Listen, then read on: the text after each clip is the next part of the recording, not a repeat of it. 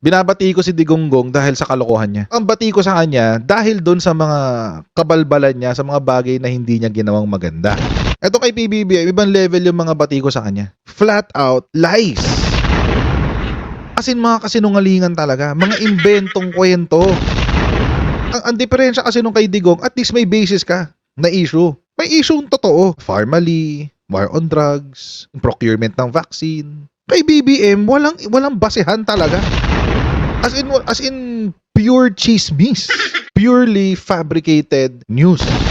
Yun nakakabwisit ngayon sa diskarte ng mga DDS. Mas mahirap kasi labanan yung fake eh. Kasi yung fake nag-e-evolve. Ang Pilipino mahilig tayo sa yung appeal to authority eh. Sabi ni Doc ganito, sabi ni attorney ganyan ganito, sabi ni former senator ganito. So, lumalaki yung issue. Tapos mag-e-evolve pa yan. From dating chismis lang na itinanim ni Digonggong.